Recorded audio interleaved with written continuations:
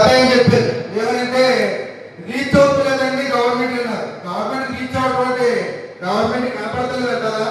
రాష్ట్ర స్థాయి సదస్సులు పెట్టాం, జిల్లా స్థాయి సదస్సులు పెట్టాం, ఏ రీతి కదా. ఎక్కడో వైజాగ్ లో ఒక లేడీ కానిస్టేబుల్ రోడ్డు మీద ఉండి ట్రాఫిక్ క్లియర్ చేస్తుంటే ప్రభుత్వం చేసినప్పుడు ఇన్ని వేల మంది మీటింగ్ పెడితే తెలుగులో ప్రభుత్వానికి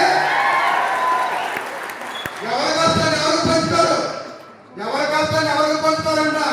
మీరు ముసుగేసుకున్నారు, మీ ముసుగులు తొలుగుతాయి. కంగారు పడకండి, ఒకసారి దయచేసి ఆలోచించండి.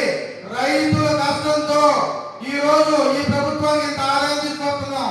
ఎక్కడన్నా రైతు ఎక్కడన్నా సహకరించారా? ఏ విషయంలో రైతు సపోర్ట్ చేశారా? కరెంట్ ఇస్తానన్నా ఇచ్చారా? ఏదో ఒక మెరుగు పెడతాం, 6 నెలలకు అవుతుంటాం, సంవత్సరాలకు అవుతుంటాం, 2 సంవత్సరాలు అయింది. ఎక్కడన్నా ముందడుగు పడిందా?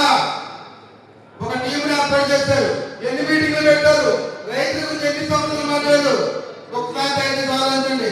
ప్రభుత్వానికి తెలియదండం కాదు, ప్రభుత్వానికి ప్రతి నిమిషం ప్రతి సెకండ్ ఎక్కడే జరుగుతుందో దయచేసి ప్రభుత్వ పెద్దలారా అర్థం చేసుకోండి రైతుల బాధని.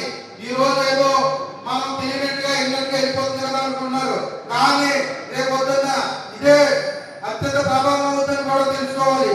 అదే రకంగా సిండికేట్ వ్యవస్థ కూడా చెప్తున్నాం. మేమేదో ఈ ప్రభుత్వాన్ని కానీ